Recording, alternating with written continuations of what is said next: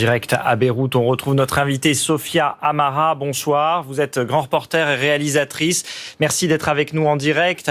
Alors on vient de le voir, la situation sanitaire semble très difficile à Beyrouth. Est-ce que vous le constatez aussi ?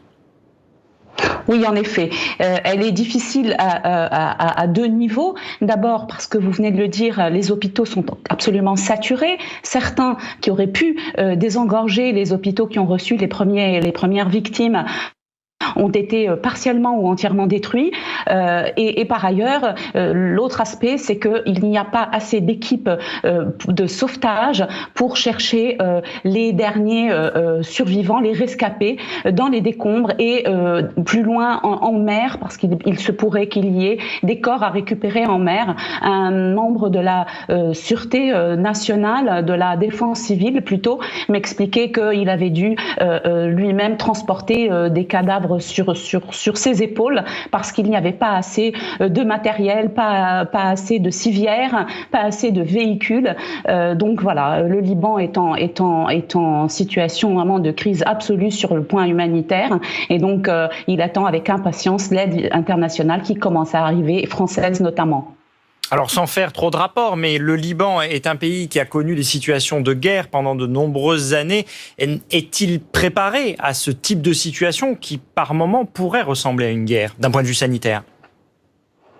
Oui et non, c'est-à-dire que la population a une résilience absolument exceptionnelle, mais cela ne suffit pas. Le Liban n'est prêt à rien. Le Liban est en crise depuis des mois, en quasi-cessation de paiement. Les prix ont été multipliés par 6 et certains hôpitaux, avant cette catastrophe d'hier, appelaient déjà les autorités au secours pour dire nous n'avons plus assez de moyens pour importer J'ai des amis hier qui ont été opérés sans pouvoir être anesthésiés. D'autres qui avaient dans d'autres hôpitaux une possibilité d'être anesthésiés, mais pas de point de suture. Donc le pays est déjà à genoux économiquement parce qu'il importe tout ce dont ont besoin les hôpitaux en dollars. Or, la livre libanaise a perdu 80% de sa valeur par rapport au billet vert. Sophia Amara, quel est l'état d'esprit des habitants de Beyrouth aujourd'hui, juste 24 heures après ces explosions ?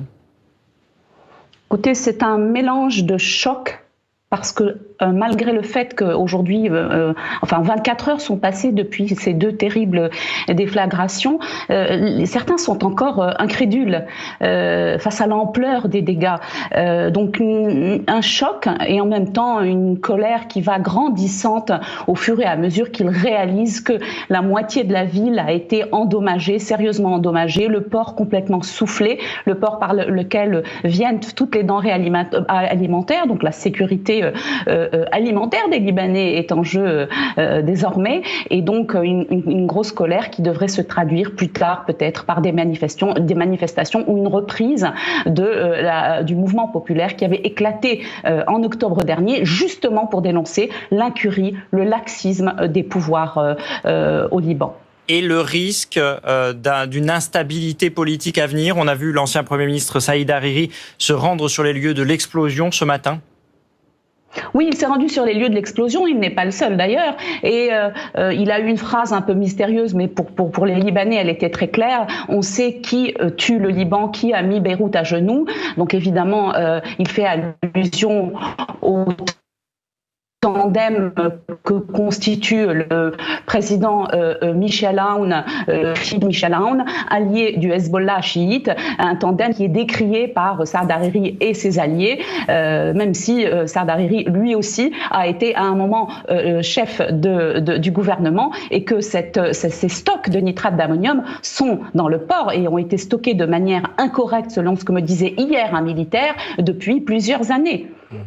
Alors il y a évidemment la situation économique et sociale qui est critique depuis de nombreux mois au Liban, et vous l'avez dit, les citoyens s'en sont émus à de nombreuses reprises. C'est la goutte d'eau qui va faire déborder le vase, cette explosion-là ? C'est le drame de trop.